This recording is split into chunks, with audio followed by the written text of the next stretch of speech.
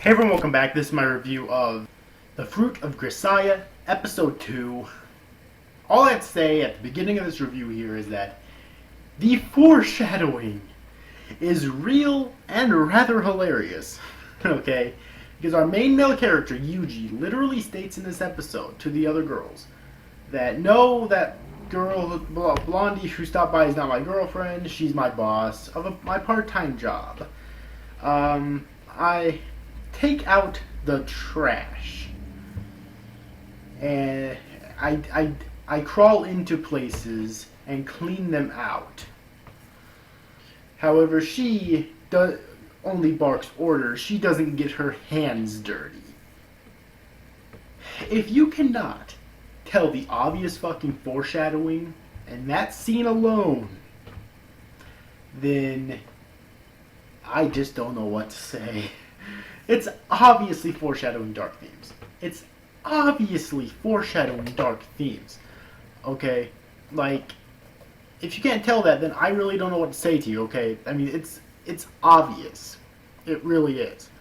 And I cannot wait for the dark themes to really kick in. Now, that obviously means that our main male character is an assassin or a murderer or something along those lines. Some sort of a killer, probably.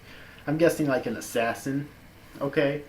And he, came to that school, like, as he stated many times before, because he wanted to have an ordinary school life. Obviously, an assassin wouldn't have an ordinary school life, so there's some more foreshadowing for you. It's like, oh my god, the foreshadowing is so good. It's so real here, people, and kind of funny as well. Alright, but overall, I thought this episode was really good. I just love our the main male character, because, okay, one complaint I have heard about him, which I guess kind of makes sense to a certain extent, is that most people see him as just like this emotionless, bland main character, and to an extent, I see that, but I love how analytical and intelligent he is, because he literally makes Sakaki speechless after his direct conversation with her. And it was just so fucking hilarious. I don't remember exactly what he said because there was so much of it, but seriously, he made her blush, made her speechless. It was so fucking hilarious. And he did that all with just words. He didn't even have to touch her, okay? He didn't even have to fucking touch her, and he did that. That's awesomeness right there, okay? I just have to say that right now. That's fucking awesomeness right there. Whew, dear God. One complaint that I do have for the episode, though, is the music. The music, for the most part, is really good, but that one scene where I mentioned the foreshadowing before has music that's terrible in its own right and just doesn't fit the scene at all. So I just wanted to get that complaint out there. Just mention before I continue on with this review. So, other than that, though, I really didn't have any other issues with the episode, except, the animation in the series is not very good. Then again, this is 8-bit, so I don't expect anything special. I mean, this is way better than any other 8-bit series I've seen or heard of, but still, I don't expect anything special in terms of animation, and the animation is not that great, so I guess that should be stated again, okay? But, other than that, though, wonderful episode of Grisaia. Like, I did feel the pacing was a little bit slow. Not too much to make it bad, or boring, but it was a little bit slow. Okay, mainly he was just trying to warm up to some of the girls around here. He managed to actually become buddy with that one shortest chick. I forget what her name is. She has the squeakiest voice too. I forget what her name is though. She was the one who was terrified of him when she first met him. He actually did end up becoming friends with her. And, of course, there was that scene where he was trying to get closer to a Sakaki. Okay, and I don't think he's close to her yet, but I do think he's getting closer to it, though. And obviously he was already close with that one long red-haired chick who is still a mystery. I still assume that they're actually siblings, but neither of them know it yet. Or she probably figures it now, but he doesn't know it yet. And another thing about that, I actually have a theory that I didn't think about last week. But my theory is that maybe he lost his memories or something for some reason on like an assassination mission, which is why he doesn't remember her as his sister. That would actually be pretty interesting. But other than that, if you have yet to see this week's episode of Grisaia, I definitely recommend that you check it out. It was a really good episode, okay?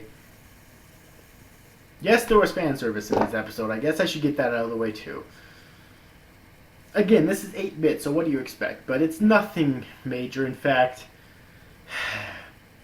dead ass. That's all I have to say about that. Seriously, like, whenever there's fan service that blatant, I usually don't get all that much. If it's in a series that obviously has dark tones like this, but seriously, that ass. That's all I have to say about that.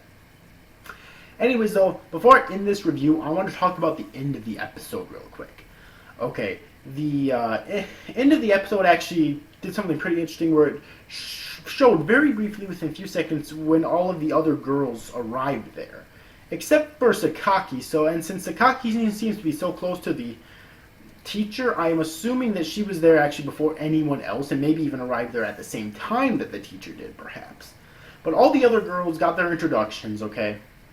As well as when Sakaki was told by the teacher that Yuji's going to be showing up as the first male at the school. So I thought that was kind of interesting that they did fill in some gaps there. Some of their introductions were pretty funny, like obviously when that soon chick who's pretending to be a tsundere but failing at it horribly.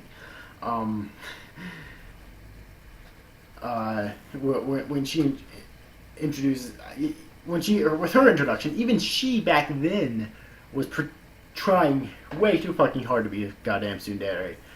And then of course that one pink-haired chick who basically told them, bend down and lick my shoes or my feet or whatever she said.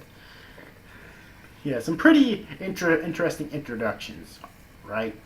So anyways, again, if you have yet to check out this week's episode of Grisaia, I definitely recommend that you do.